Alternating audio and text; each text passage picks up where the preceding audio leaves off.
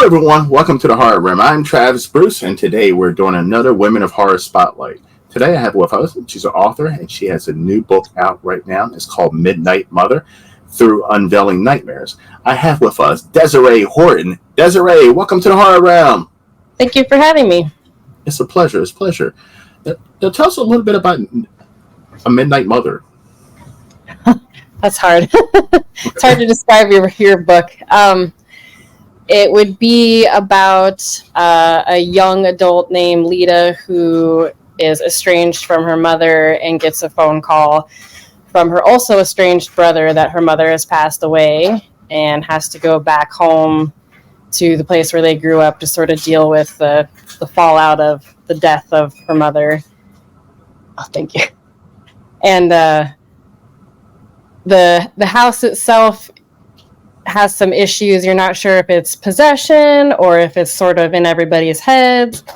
She's convinced her mom was possessed, but I kind of like to leave it open. It could be mental illness, it could be possession, it could be a child's imagination.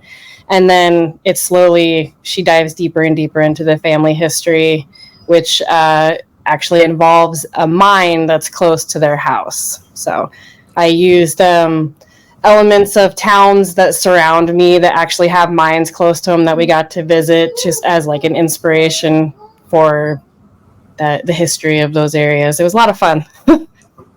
Now, how long did it take you from the concept to actually getting it published?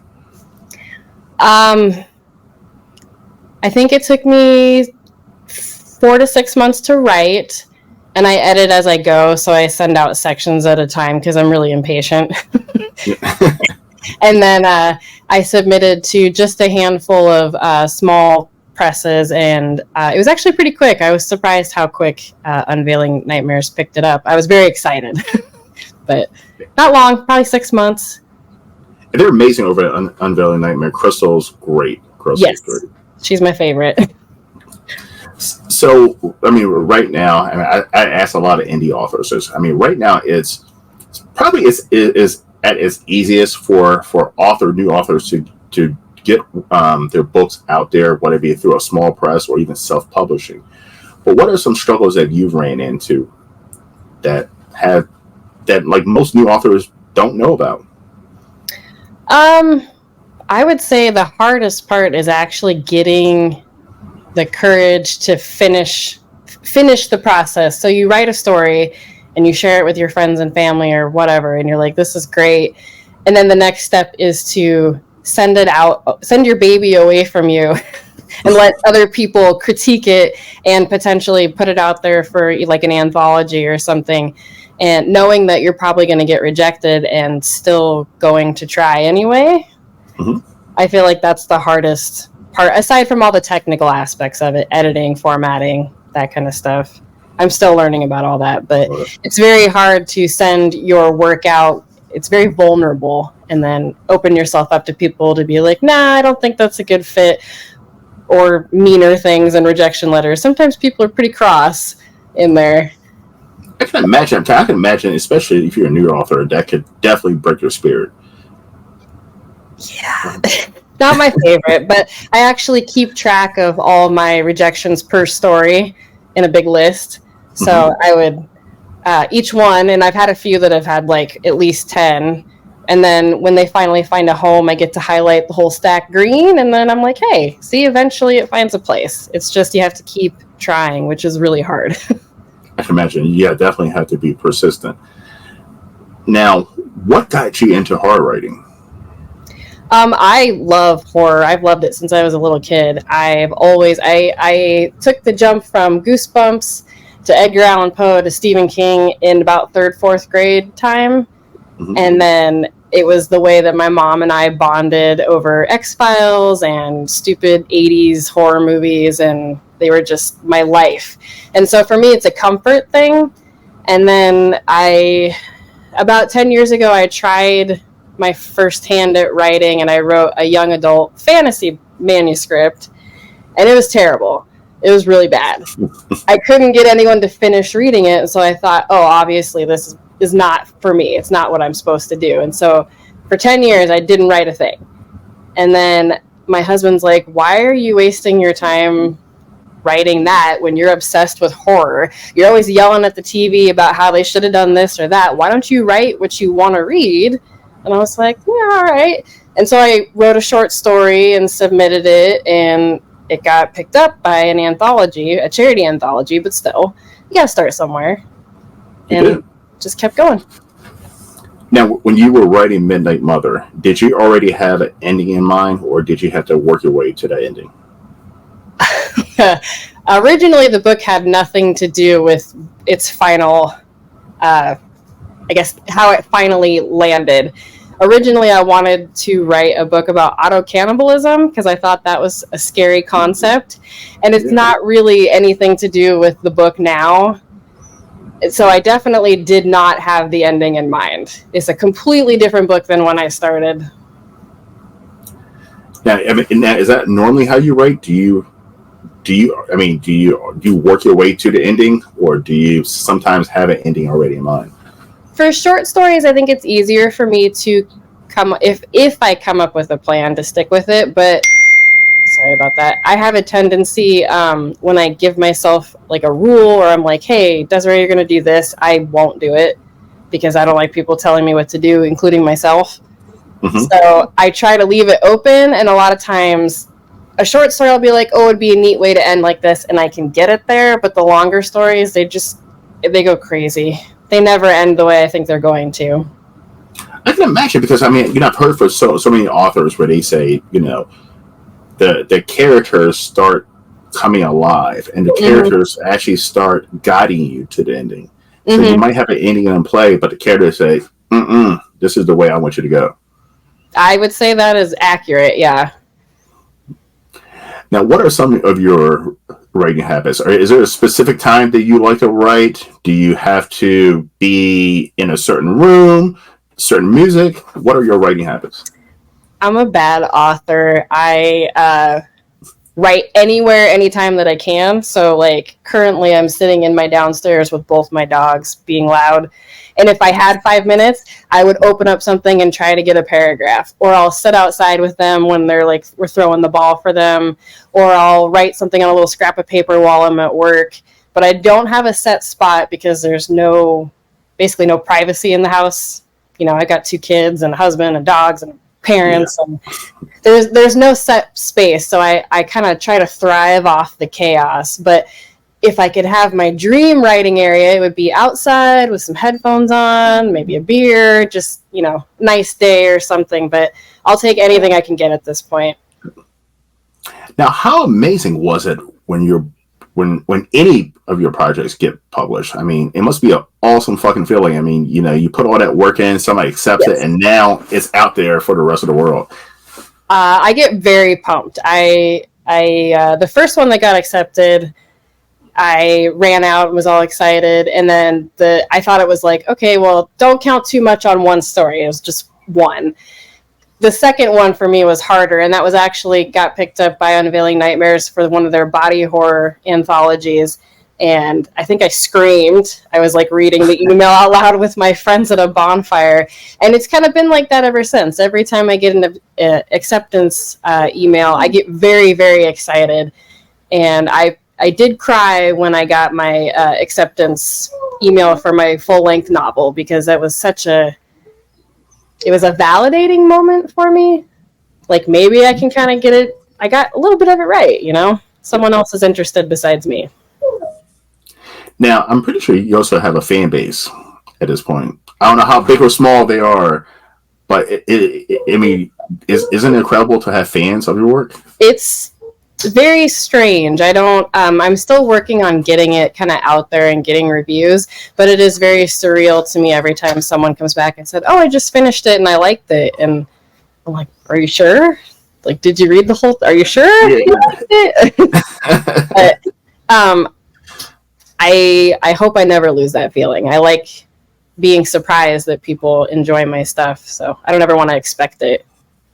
It's amazing. Even like for me as a YouTube creator, even when people say I hate your stuff, I'm like, well, you still watch it. So I'm like, at least as long as somebody's watching it or observing it, I'm fucking happy. But I do love the praises. So that's a good thing you just pointed out. I actually got my first not great review today. Ooh. And, you tell yourself you're planning for, nobody's going to like everything. But I think I'm still kind of processing it. So I'd like to know how you handle that. And you just said, at least they're watching it. So at least somebody gave it a chance and read it. But it still is a little tender when It is. someone doesn't like the thing that you make. It is. But I mean, when someone says something like, hey, you're completely wrong, or your opinion, or blah blah blah blah. I'm like, okay, I respect that. You know what I mean? We all have different opinions and so forth. But like I had one recently where someone said in capital letters, "gay." Dot dot dot dot, but it's those assholes. Now those I'm like, well, what was the point of that? Like, you know what I mean? If you didn't like something, I mean, let's say if you like completely hate something, what's the point of sitting there putting such a nasty comment or review? Well, also, that's not even an insult, so it doesn't have the effect they think it's going to. Yeah, but I was like, but I agree, it's not an insult. But I was like, well, okay, but what was the point? What was the point? Mm-hmm. Yeah, I feel like it's probably harder for a YouTube content creator because they get to hide behind the little picture that says their name, whereas like a Goodreads review, it's kind of linked to their name, so you could potentially, not like they care, but I imagine that's a little more abrasive. Yeah. Now, you're a lifelong horror fan. What is the first horror movie that you watched that really made you fall in love with horror? Fall in love? Well, I could tell you the first one that scared the crap out of me that I remember. That too. Was my mom will tell you it's Army of Darkness, which I don't remember, but she said that I did not like that one and had nightmares. But the one I recall was Man's Best Friend. Oh, yes, with the dog, yes. And I was staying with my aunt, and she had a giant stuffed St. Bernard in the room I was sleeping in, and I did not sleep that whole night. My eyeballs were open, and I was terrified. But obviously it wasn't that scarring because I really enjoy I'm sorry, my husky is very noisy. I like being scared. I like things that are unique and interesting and scary, and I would say for the most part, all of it, except for slashers, I'm not as into, but I also think that I haven't seen a lot of the classics, so. Yeah, do you find it weird when you run into somebody who says, I hate horror? And like, because horror has so many different subgenres in it, and like in like, how can you hate? I mean, it's a blanket statement. I don't have a ton of friends. Outside of this, I'm pretty introverted, and I don't think any of the people around me would ever say that to me. So I've never heard that. I think people that don't like horror are crazy because, like you said, there's so much variety. Horror is a huge, all-encompassing thing. There can be elements of horror and romance. Yes. But at the same time, I don't like romance, so I can kind of... I feel like I generalize the same way. I hate romance books, but, Yeah. That's... But I don't like romance, but I mean, there's some romantic comedies I like. So I can't 100% say I don't like romantic things because like some of my favorite movies are 500 Days of Summer, The Wedding Singer, and I mean those are definitely romantic comedies. That's fair. I didn't take The Wedding Singer into consideration, but that's a classic. So I guess I'm okay with romance as long as it's sort of funny or scary. Yes, and those elements. But for the most part, I stay away from romance movies because they kind of make me want to pull my hair out. Now, being a woman horror author, do people automatically judge you and think, oh my goodness, she only writes horror stories for women? That's hard because I think the majority of the people who've read my book so far have been women. So, I didn't set out with that goal in mind to write for women, but I did what I was hoping for in this book is showing that you didn't have to have a romantic interest with the protagonist to make it interesting. So there's not really, there's like side character sort of romance between her brother Sam and his partner Vincent, but it's not a crucial element of the story as much as it is like just a part of the characters. And I enjoy writing things that are not, I would say, kind of what's filling the horror genre right now is these very violent horror aspects towards women, which would be fine if the women were written in a way that I feel real women would react. Like, I don't mind splatterpunk. That is great. There's a lot of great pieces in that, but not all of the women can act that way all the time. I guess there's no variety. Yeah. So I wanted variety. I wanted to offer things that maybe we're not seeing as much of, like, no romantic lead, that kind of thing. I guess if that makes sense. I kind of got on a tangent. Sorry. No, but I'm gonna follow up with that. Why isn't when it comes to horror, women are only portrayed in two different ways? They're either super strong and powerful or super weak. Like, how come in horror they don't have something in the middle? I think that it kind of reflects on the person writing it what they want. I like to write really strong female characters because sometimes maybe I don't feel like I am that way and I would like to be. Mm-hmm. And I think that, and I'm going to make a big assumption here, perhaps a male author who's writing a weaker or stronger female character is actually looking for that sort of, I guess, feeling that character intimates in them. Mm-hmm. So, yeah, I mean, I've always wondered, like, why can't we have a woman that's vulnerable and weak and strong at the same time? Like, why can't we? Because they're too much like us. You want to read about someone who's fantastic, as opposed to like a regular Joe or Joette, All right. That's all right. As you know, this is something, if you watch my channel, I do with majority of my guests. I'm going to ask you 3 random horror questions. These are personal opinions. Okay. All right. The first question is, who is your favorite final girl in a horror movie? Oh, Ellen Ripley, for sure. Sigourney Weaver, Aliens. Ooh. I have a tattoo of her. She is my whole heart. I think she is the best portrayal of a female character in horror sci-fi probably ever. I 100% agree. I 100% agree with that. 100% agree with that. The second question is, who is on your Mount Rushmore of horror villains?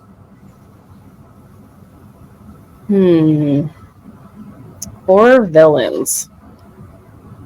Well, I would say the alien from Aliens. Is that bad? That's my favorite movie. But also a well-written, female-leaning villain. Mm-hmm. So those are my 2 favorites. And also the alien from The Thing. Ooh, that's a good one. Yeah. The old one. Love The Thing. 2 more. Okay. No, I said 2 more. Oh. Yep. 2 more. Oh, I see 3. Oh, God. Oh, you got me. So The Thing, the alien. Mm-hmm. Trying to think of my favorite horror movies. Those are my top one. I like the whole Aliens genre, so that's like 7 movies. Sorry. How about The Predator? Are you a fan of The Predator or no? I like the original. It's about to get very noisy in here. Yeah, I would say The Predator is a good one. I think I like creature horror. The other one I like is from the movie Ravenous. Have you seen that one? It's a great one, yes. Yeah, the sort of Wendigo creature that kind of comes in and out of people. I thought that one was super well done. Awesome. And the third one, is there a particular horror, let's say particular filmmaker that you will love to direct Midnight Mother, if you could pick one? Probably Ridley Scott. Ridley Scott would have an interesting, yes. I love Ridley Scott. I think, I mean, I think that's because I'm an aliens nut, but I also think it would be very dark and atmospheric, and that would be really cool to see with the sort of elements I have in the book. And with Ridley Scott, an excellent score. Ridley Scott has some of the most fucking amazing scores in his movies. That's a good point. Now I got to start writing them letters like a weirdo. Yes. Okay, Desiree, where can everyone find you? I'm on Instagram, Facebook at Horton Writes a Book. I'm on TikTok at the same name. My book's on Amazon. I think they have it up on the Unveiling Nightmares website. I think that's it. That's a lot. That's like 5. That's perfect. Desiree, listen, it's been a blast having you on. I love interviewing anywhere. Any author who is publishing through Unveiling Nightmares, it's always a great time. Great team over there. All right, everyone. Well, thank you for coming to the Horror Room. I'm Travis Bruce, and that's Desiree Horton. We'll see you next time. Take care.